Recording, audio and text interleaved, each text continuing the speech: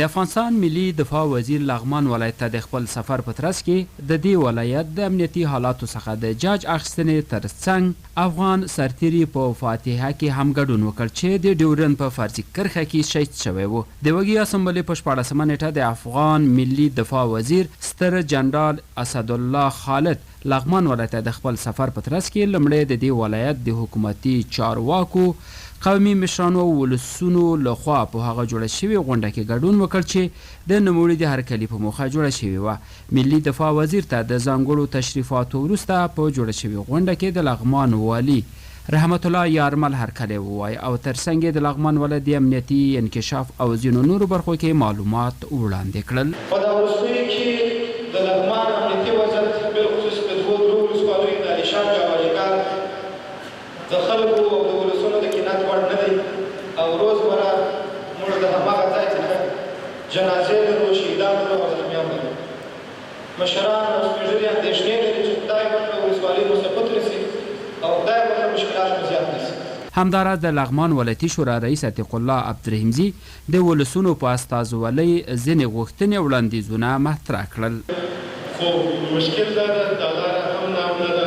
او د مخالفینو ډېر فشار په لغمان ده، ځکه 8 ولایتونو سره موږ سرحد لرو.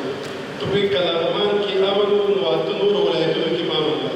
که لغمان کې ستونزه زیاته شوه تاسې فکر وکړئ د 8 ولایتونو به ټول ته ستونزه زیاتېږي.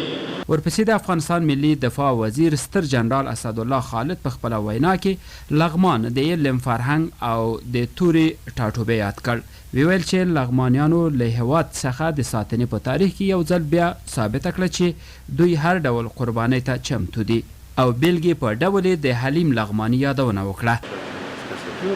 افغانستان په تاریخ کې لغمان خپل ځای لري. د دې مشرانو ته په یاد دي یو وخت کې وایي د افغانستان کابینه 80% نه زیاته د لغمان دا د لغمان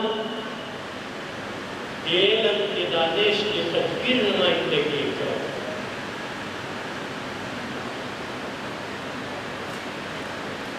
نن ورځ د افغانستان د دفاع لپاره خصوصا د ملي اردو په چوکاټ کې موږ د افغانستان د ګوټ ګوټ نه عسکر لرو، منصوبین لرو، خو د لغمان ځای کې ډېر د په دې سي تر ډېرو ولایاتو زیات عسکر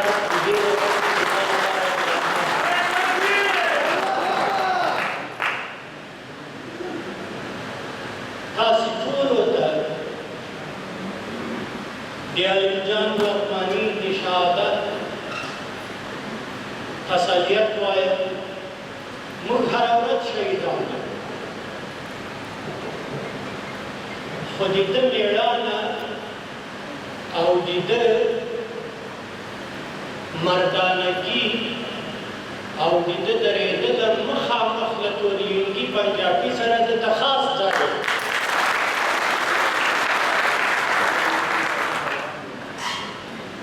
او دا دا ثابتوي چې موږ د دې وطن د لویستې دفاع. له یادې غونډې وروسته د هېواد ملي دفاع وزیر د لغمان د والي ښاغلي یارمل د 201 سیلاب قل اردو قمندان بریج جنرال شفیق الله رسولزي، مرستیال والی حلاج شاهزاده مظلومیار، ولایتي شورا رئیس، امني قمندان، ملي امنیت رئیس، د لومړي پلې لواء قمندان او ګڼ شمېر ملکي او نظامي چارواکو په ملتیا سفر و سیمې ته ولاړ چیرته چې د شهید حلیم لغماني د فاتحې مراسم روان و. ملي دفاع وزیر د فاتحې په مراسمو کې د شهید له ورور، کوچني زوی، تره او نورو اقاربو سره هم د خواخوږۍ مراتب پر ځای کړل. دفاع وزیر وویل چې د حلیم لغماني شهادت او قرباني به خامخا رنګ راوړي او په زرګونو ځوانان به د شهید د ارمانونو د پوره کولو لپاره له خپل هېواده دفاع کوي. ښاغلي خالد لغمان ولایت ته د خپل سفر په اړه وویل. د لغمان د امنیتي وضعیت بررسي وه او هغه تغییرات چې په لیوالي لغمان کې راغلي نو قمندان مالي په زمن کې علیم جان زموږ یو کړه سرتیری وي او تاسو په جریان کې سفر ورځ مخامخ جګړه کې شهید شو. هغه په کورنۍ ته او د لغمان ټول ولس ته د تسلیت او د پاکۍ او د هغه بشریکۍ لپاره دغه د موږ راتګ همدغه معنا لري د هر څه موږ سره جدي دي متاسفانه په دې اواخرو کې په ټول افغانستان کې قطر د خبرو له د شروع کېدو له اوازو سره جنګونه او جګړې تیزې سوي ولې الحمدلله چې هېڅ کوم تغییر و دا نشته او تر کنټرول لاندې دي او په لغمان کې چې ولس کوم تشویش لري انشاءالله زه